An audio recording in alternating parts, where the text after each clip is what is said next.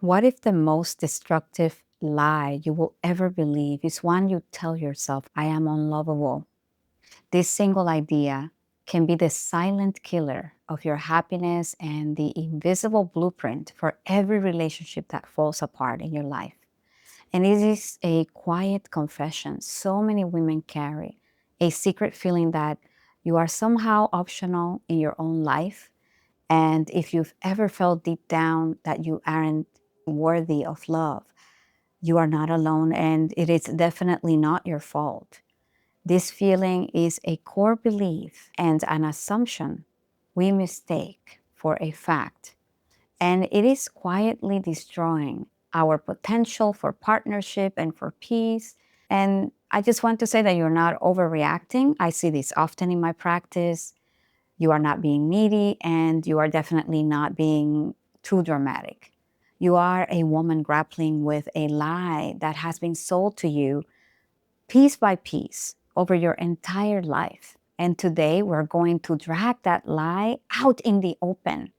We will explore where it comes from, see how it sabotages your deepest desires for connection, and most importantly, learn how to start unlearning it for good.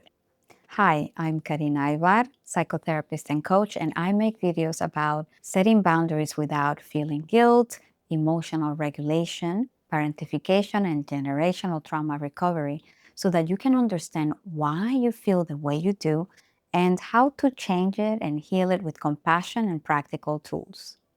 So let's talk about the story of the lie, a self-fulfilling prophecy. Let me share with you the story of one of my clients, Anna. On the surface, she has it all together and she's very smart. She's very kind and successful in her career. And she has a great group of friends. She meets a fantastic guy and things start off great. But a few months in, that old familiar anxiety starts to creep in. And it is this minor voice that gives her this nagging doubt that says, how could he really love me? One question becomes the filter for everything.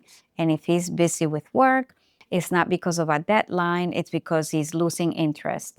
If he's in a bad mood, it has nothing to do with his own stress. It's a sign that he's finally seeing all of her flaws. And to protect herself from the rejection she's sure is coming, Anna starts to change. She begins to test him out, not by asking for what she needs, but by creating small, unwinnable games to see if he will prove his love for her. Does that sound familiar? Because this is something I witness a lot in my practice and that I used to experience before I did my recovery work and did all this wonderful work that I am honored to do. She might hint about a problem, hoping that he will react and read her mind. And when he doesn't, she takes it as proof. Oh, you see, he just doesn't care enough. I think he's going to leave me. And her mind, now on high alert for any sign of abandonment, starts building a case against him. And she becomes hypersensitive to feedback. She becomes to twist a minor suggestion into a major criticism of her character. And she finds herself needing more and more reassurance, which slowly starts to exhaust her partner. Then, in a final desperate act of self-preservation, she does the one thing she fears the most. She pushes him away. Maybe she picks a fight over nothing, or withdraws completely, or even ends the relationship herself, constantly threatening with leaving and anything to avoid the pain of him leaving her first. Does that sound familiar? Let me know in the comments. So think about it. When he finally walks away, confused and hurt, that vicious lie screams in victory. You see, I told you so. You are unlovable. Nobody sticks around. And this devastating cycle is a self-fulfilling prophecy. And it is a story lived by countless women that I see who carry the exact same hidden belief. Now, where does this lie come from? Let's talk about the 3 roots of this lie.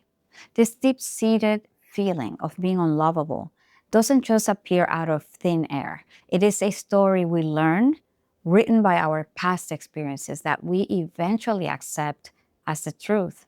For most women, the lie takes roots in one of 3 places. First, it often starts in our earliest relationships. Childhood is where we build our sense of self-worth and our understanding of love. If our caregivers were distant, inconsistent, or emotionally unavailable, we might have learned that our needs were a burden or that getting too close to someone was unsafe, and eventually they would leave us or let us down. Children who go through trauma, abuse, or neglect can internalize a profound sense of being flawed, believing something is inherently wrong with them. Even in homes that seem perfect and that there is nothing wrong on the outside, a perfect child who had to become a caretaker for a parent or sibling might learn that love is something you have to earn through service, not something that you deserve just by existing. This plants a seed for the belief that our value is tied to what we do for others and not who we are. The second root cause is the echo from the past relationships and heartbreaks. A painful breakup, being betrayed, cheated on, or a string of rejections can feel like a solid proof that the lie is true.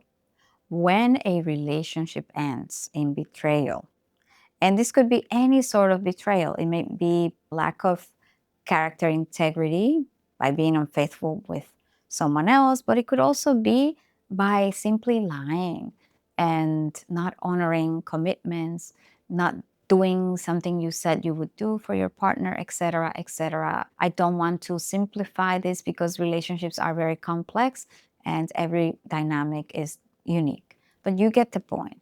When a relationship ends in betrayal, it can create a deep fear of intimacy. And this does not discriminate. I am focusing on women here, but it is applicable to anyone regardless of their gender.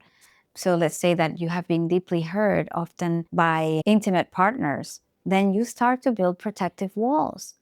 You may start to just dump partners first to avoid being dumped.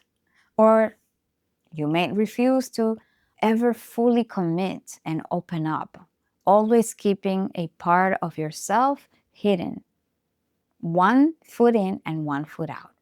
And each failed relationship reinforces that original wound, adding another layer of proof to the story that you are just too hard to love and nobody will understand you.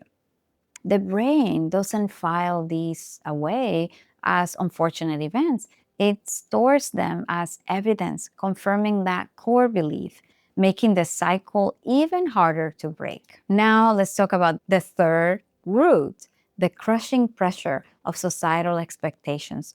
From a young age, women are bombarded with narrow, impossible standards of what it means to be beautiful, successful, and even how to behave. Culture often sells love as a price you win for being perfect, perfectly pretty, perfectly agreeable, perfectly put together.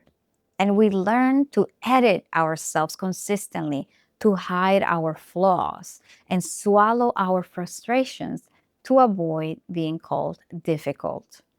This constant pressure makes us feel like love is conditional. We start to believe that our true, authentic selves, with all our messy emotions and imperfections, are not enough. We have to look a certain way and behave a certain way. And the fear of being found out can be so strong that even in a great relationship, you can feel like an imposter, just waiting for your partner to realize that you're not perfect. You are not as charming, agreeable, and in tune with your partner as they thought you were. If you're finding this helpful, let me know and share your experiences in the comments and ask any questions. I would love to connect with you, and I read each comment. Now, back to how this lie shows up in your relationships. Once the unlovable lie takes hold, it doesn't just sit there quietly. It actively directs your behavior, creating destructive patterns that block the very connection that you want so badly. Often these self-sabotaging patterns are so subtle that we don't even see them happening. One of the most common ways this plays out is settling for far less than you deserve. When you believe that you are unworthy of real love, you are more likely to accept relationships that are unfulfilling or even toxic. And you might put up with emotional unavailability, with disrespect or bad treatment because a small part of you thinks that it is the best you can get. And things are difficult out there in the dating field. And don't get me wrong, I know that it is. But this often leads to completely losing yourself. You stop listening to your own gut. You drop your hobbies and you pour all of your energy into pleasing your partner, hoping that if you just try hard enough, you will finally be worthy of their affection and time. And over time, this creates deep resentment and a feeling of being invisible, as if you are only loved for what you provide and not for who you are. Another destructive pattern is a constant need for validation and a total inability to trust. If you don't trust your own worth, it's almost impossible to trust that someone else could genuinely love you. This insecurity can show up as jealousy, possessiveness, or needing reassurance so often that it puts a huge strain on the relationship. And you might find yourself checking your partner's phone, even though that is out of character. So you may be questioning their friendships or demanding I love yous constantly, even with a loving and honest partner. The lie in your head will search for any reason to doubt them, always interpreting neutral situations in the worst possible way. This can create the very betrayal you are afraid of. A partner who feels constantly suspected may eventually pull away, confirming your belief that you cannot trust anyone. The unlovable lie makes you incredibly vulnerable to emotional manipulation. When you do not have a strong sense of your own worth, you are more likely to doubt your own perceptions of reality. This makes you a target for gaslighting, where a partner twists things to make you feel like you are crazy, that you're losing your mind, or with someone who subtly chips away at your confidence. They use guilt to control you or dismisses your feelings.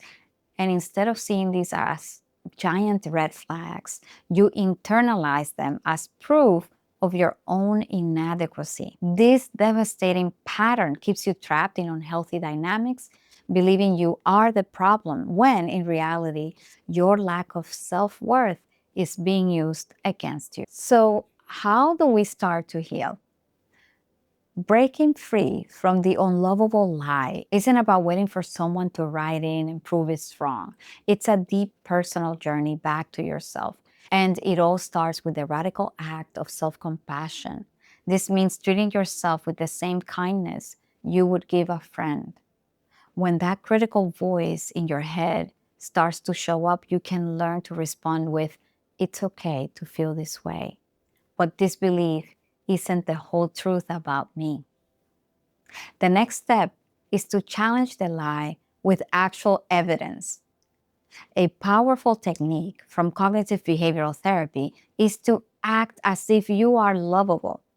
This is not to be fake, don't get me wrong, but to do things that someone who values themselves would do.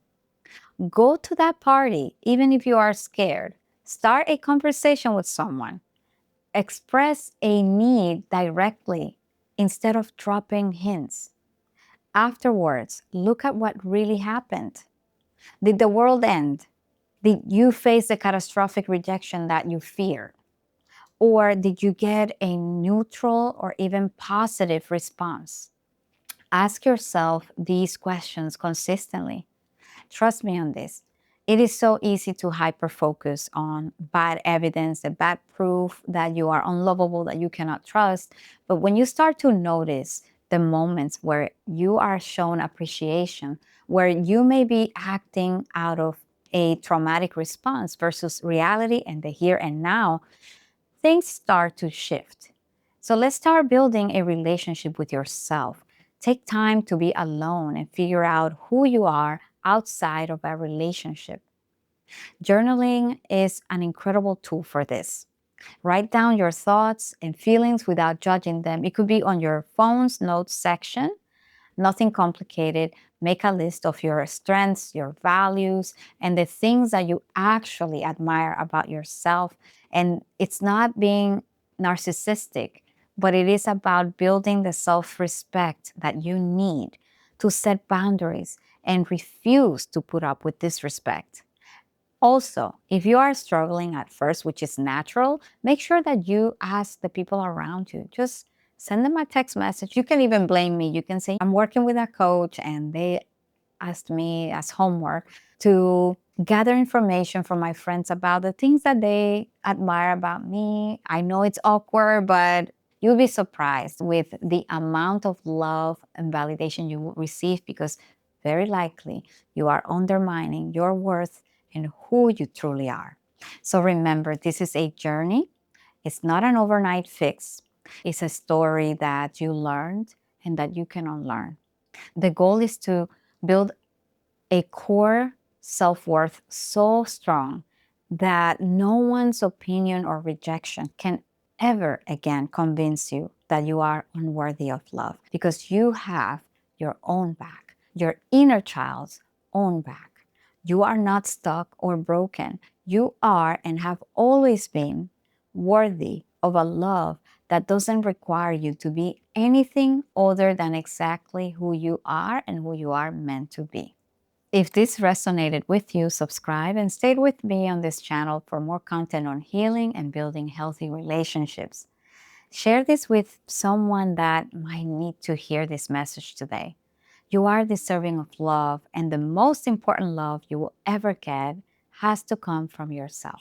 I will see you in the next video, and please remember your resilience.